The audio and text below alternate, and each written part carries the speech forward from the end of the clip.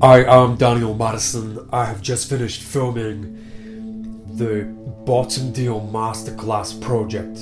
It's a fucking huge project, and I'm going to be dropping that on my website anytime soon, so keep your eyes open. Right now I want to give you a quick update on the Disconnect project. Now, for anybody who does not know what the Disconnect project is, in a few of my products, especially recently the Madison is playing cards, in every single order I included my business card, which has a phone number on it, a UK phone number, and that phone number is for this phone right here. This is a phone dedicated to the Disconnect project. It's been turned off for a little bit whilst I deal with all the orders for the Madison is playing cards, but now that I'm kind of catching up and I just finished the Bottom Deal project, I'm going to turn that phone back on. So once I put this video up, as soon as you watch this video, this phone is now live. I'm going to be spending a little bit of time calling people back who called me and I missed that call, so don't keep trying. If you did call, I will get back to you. I'm also answering text messages to that number. Bear in mind, this is a British mobile phone number on the EE network, so check out the charges for yourself.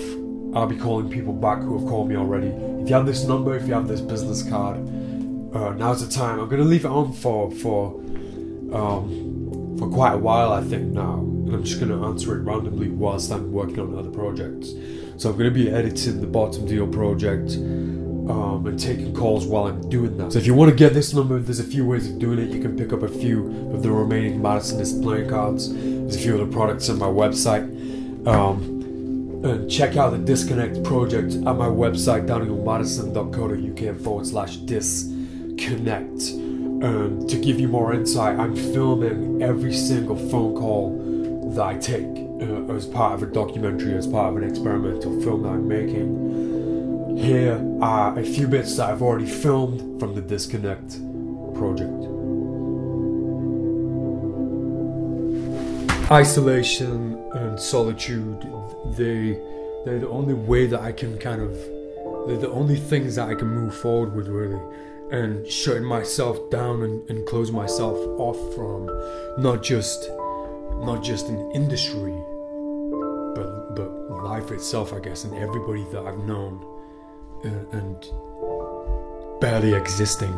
I think that's where the purest, I think that's how to be the most creative in the purest way. It's easy for me to articulate it in my head and to express it in my work, in my videos, in whatever I do.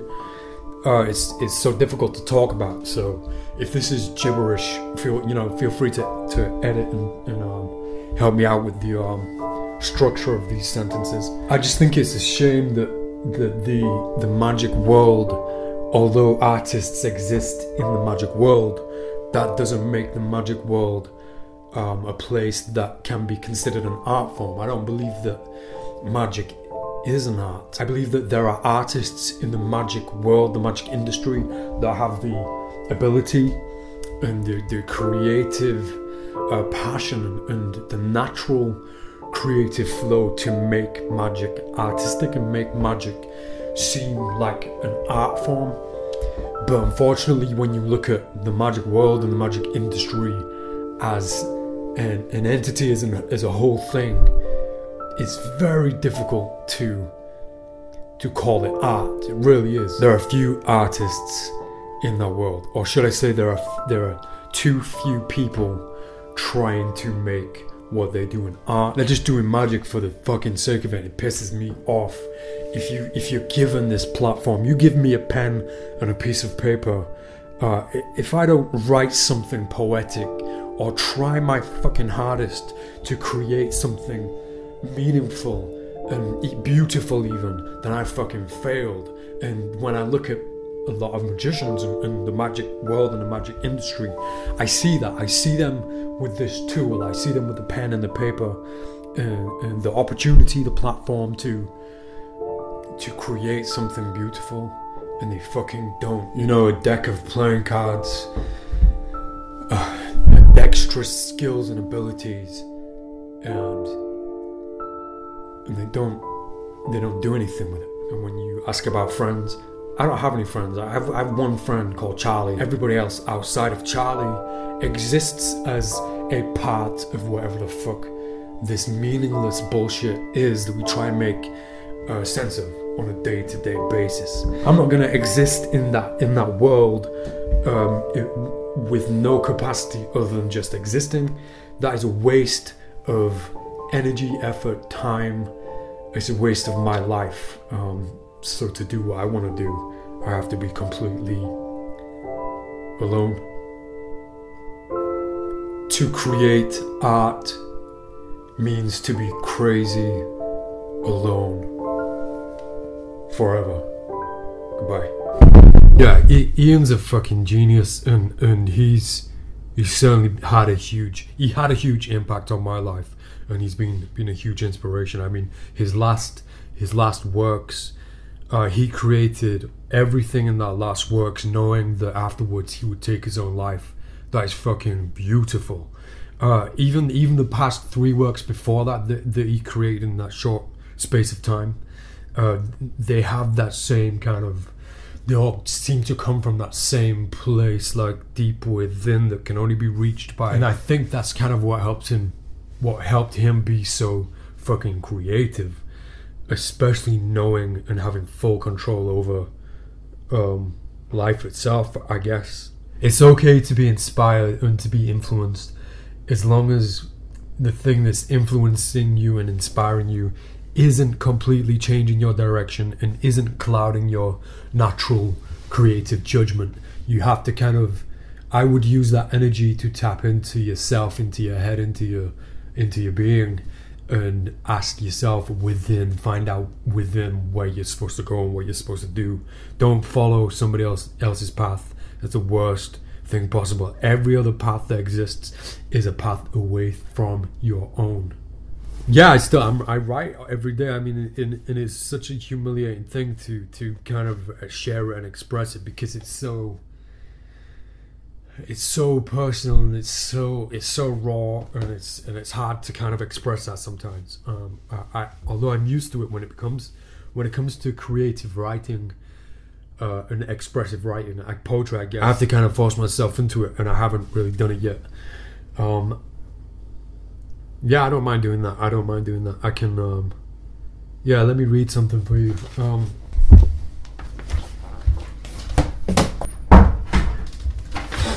So this is something called Feed. I oscillate, I fluctuate between me's. I lose myself in the process and rebuild myself in between.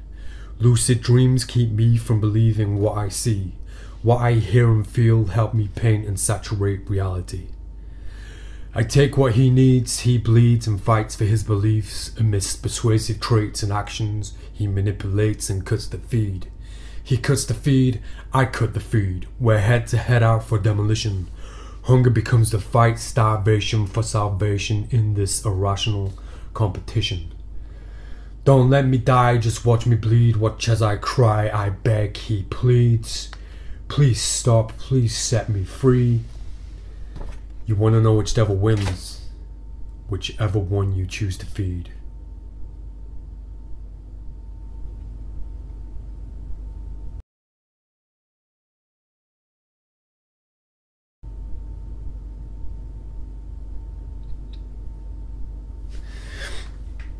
I'm really sorry, man, I have to go now.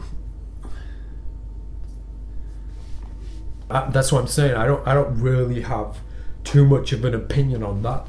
I think maybe it's a good thing though, because the more playing cards that I put out there, it kind of, they expose themselves and they expose the playing card industry.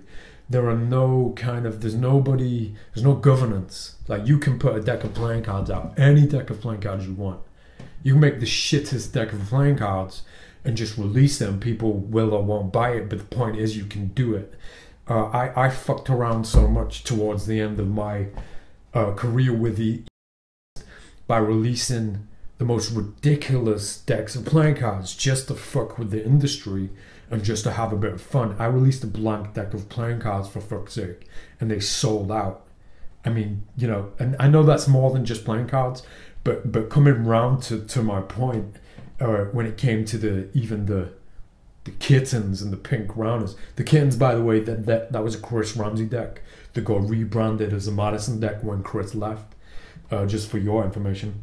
What point was I making? But the playing cards that are being released by every motherfucker and his mum, they expose themselves and they highlight the good. They point out to me what's good and they point themselves out as bad. Because would there be no, are you still there? Yeah, would there be no governance, anybody can do whatever the fuck they want. I don't know if that's a problem though, because it's interesting to watch. Whereas these people are coming along trying to sell playing cards with nothing behind them, nothing to back them up. So I think that's where the main flaws are going to happen for those people. As for so many playing cards being released, I don't see it as a bad thing really. I don't usually like to have an opinion. You probably wouldn't believe that with the fucking answer I just gave you. Between the pages of this book, I will share with you the secrets that secured me the powerful position as a pioneer and leader of modern close-up deception. These are not secrets of sleight of hand or techniques of deceptive dexterity. These are secrets constantly overlooked by magicians. Psychological understandings, performance philosophies, and above all, character development. What I believe to be the most interesting factor in my self-qualified position is that all of these business and life lessons were acquired during what became a 20-year-long performance art piece in which I would pretend to be a magician. What started out as a simple experiment became a full-time character-driven career. In the end, the line between Daniel Madison and I became so blurred that trying to separate the two almost completely tore me apart. Before we get to these lessons, I believe that it is essential that the story of my performance piece is told. And for that, we have to go back to 1998. I won't read anymore. I think that's kind of made me want to write a little bit more about that. So yeah, thank you for asking. But I have to go now, so it was great talking to you. Maybe I'll speak to you again soon.